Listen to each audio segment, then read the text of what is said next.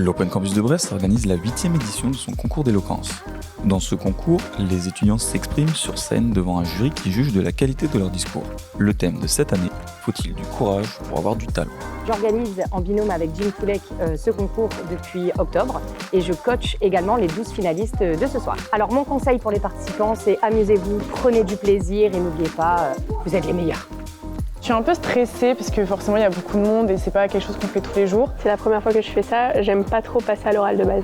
Alors moi je pense que ça fait une bonne expérience déjà pour apprendre à s'affirmer. Parce que je suis quelqu'un qui parle de base très vite et là je vois déjà un gros changement. Parler devant 200 personnes comme ça, c'est pas rien. Je pense que sur le moment, comme tout le monde, on va vite ressentir le stress sur le pupitre. Du côté jury, nous avons Alexis Drieux-Falgon, dirigeant et cofondateur du réseau Open Campus, Angie, finaliste de l'émission Destination X sur M6, Gaëlle Amaillon, spécialiste des médias, la chanteuse et actrice Caroline Loeb, ainsi qu'Abby O'Donovan, la gagnante du précédent concours d'éloquence. J'ai très hâte parce que c'est la première fois que je fais ce genre de choses et c'est tout nouveau pour moi, donc j'ai très hâte de découvrir. Évidemment, il faut du courage pour avoir du talent. Aujourd'hui, devant vous, je vais vous le prouver. L'éloquence, c'est très important. Ça permet de convaincre, d'embarquer des gens dans des projets, d'être en relation avec les autres. Et voilà, il faut savoir défendre son bout de gras, et il faut avoir de l'humour, et de la niaque, et de la tchatche, et du vocabulaire, et de l'enthousiasme, et de l'énergie. Donc ça met en branle plein de choses très importantes. Voilà, 25 ans de carrière, 25 ans de stress, 25 ans de pouvoir, 25 ans d'abus d'autorité, 25 ans cachés. Ce concours, je pense qu'il peut apporter énormément de choses aux étudiants en termes de rapport à l'autre, notamment en termes de confiance en soi, d'estime de soi, tout simplement.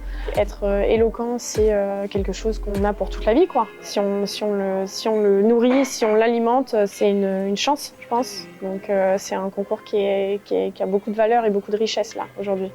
Donc en fait, au final, au lieu d'être 3, ils seront 4.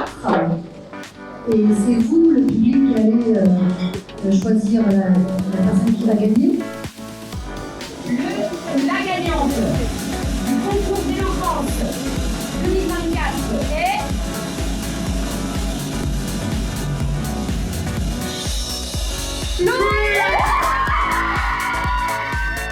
Je m'y attendais pas du tout. Après, je sais que, je voulais quand même y croire. Je me suis dit, je suis là pour gagner parce que comme l'a dit Jim, je suis hyper compète. Et ouais, c'est sûr que ça fait toujours plaisir. Ça donne confiance en soi, mais un max, c'est trop au top. Avant mon passage, j'étais assez pessimiste. Pendant mon passage, j'ai vu que j'avais réussi à faire rire le public avec les imprévus, tout ça.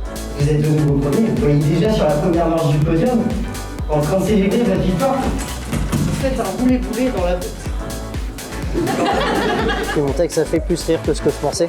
Donc je me suis dit que j'avais mes chances, mais je savais pas comment me situer. Parce qu'il y avait beaucoup de bons textes sinon en finale.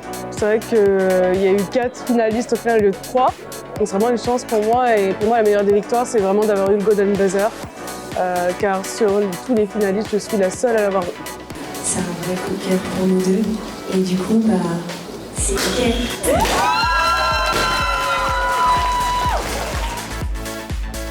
Oh, parce qu'il y a plus de Un mot, heureuse. C'est formidable que Chloé ait gagné. Elle m'a énormément touchée. Je l'ai trouvée extrêmement juste. Et il y a eu plein de moments qui ont été très touchants parmi tous les gens qui étaient en compétition. Je suis très contente du résultat.